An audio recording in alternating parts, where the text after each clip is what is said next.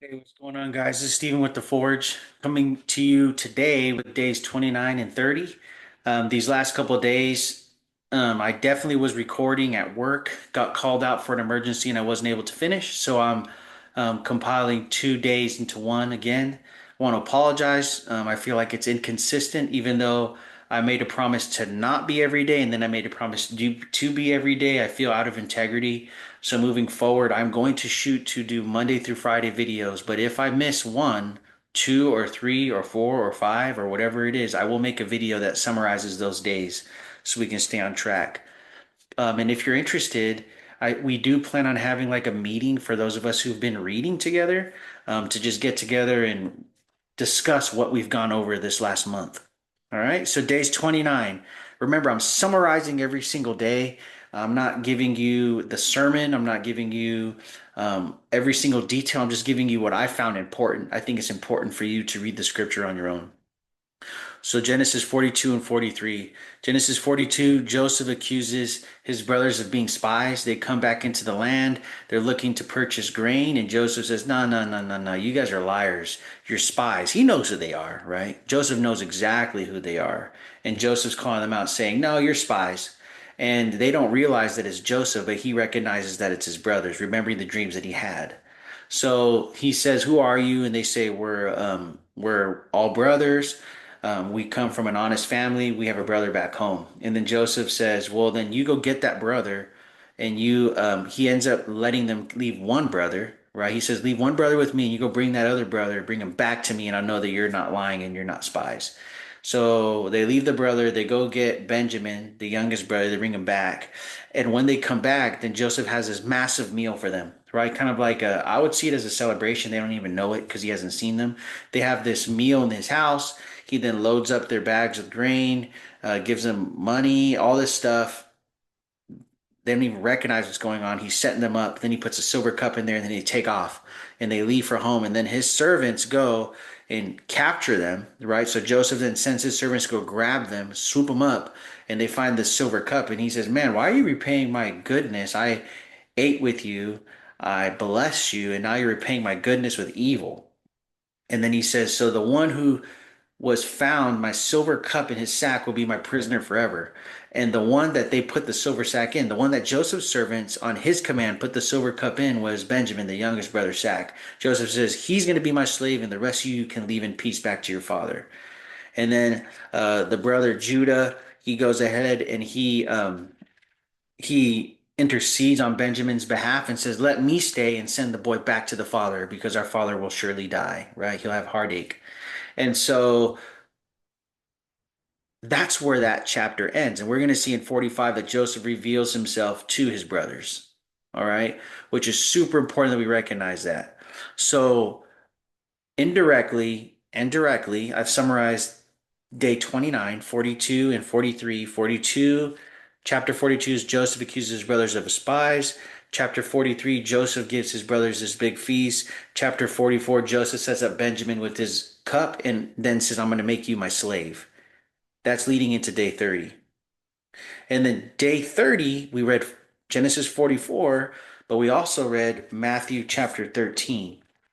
And I want to go over that with you. This is the parable of the sower. Um, we're going to go from there. So I'm going to read Matthew 13, verses 3 through 8, and then I'm going to jump over to verses 18 through 23 when Jesus explains it. Okay? Then he spoke many things to them in parables, saying, "Behold, a sower went out to sow. And as he sowed, some seed fell by the wayside, and the birds came and devoured them. Some fell on stony places, where they did not have much earth, and they immediately sprang up because they had no depth on earth. But when the sun was up, but sorry, but when the sun was up, they were scorched because they had no root and withered away. And some fell among thorns, and thorns sprang up and choked them. But others fell on good ground and yielded crop. Some 100-fold, some 60-fold, some 30-fold. He who has ears to hear, let him hear. So Jesus is talking about a sower just throwing seed out, and there's three places, right? There's those seeds who were sown by the wayside. There's four places. There was seeds who were sown by the wayside. There were seeds that were sown on stony places. There were seeds that were sown among thorns. And then there were seeds that were sown on good ground. And Jesus is going to explain what these seeds are in these different soil types. Therefore, hear the parable of the sower. When anyone hears the word of the kingdom and does not understand it, then the wicked one comes and snatches away what was sown in his heart. This is he who receives the seed by the wayside. But he who receives the seed on stony places. This is he who hears the word and immediately receives it with joy. Yet he has no root in himself, but endures only for a while. For when tribulation or persecution arises because of the word, immediately he stumbles. Now he who receives seed among the thorns is he who hears the word and cares for this world, and the deceitfulness of riches choked the word. Sorry, and the deceitfulness of riches choke the word and becomes unfruitful. And he who receives seed on good ground is he who receives the word and understands it, who indeed bears fruit and produces some hundredfold, some 60-fold, some 30. So for today's focus, I really want to ask you, as you're reading the word and as you're growing with Christ, which soil type are you? Are you the seed that is sown by the wayside?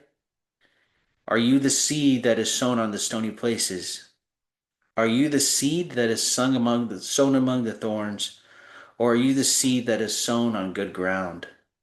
We all know someone in all these different places. We all know someone who did not understand what was said, and the wicked one came and snatched what was sown in his heart, right? He or she just taken because they didn't understand it. We also know those who were sown on stony places where they've received the word and they're so happy and they're quick to follow Jesus, but then when it gets tough, they're out of the game quickly because there is no root. And then we also know those who were sown among the thorns, those who hear the word, but also cares for the world and the deceitfulness of riches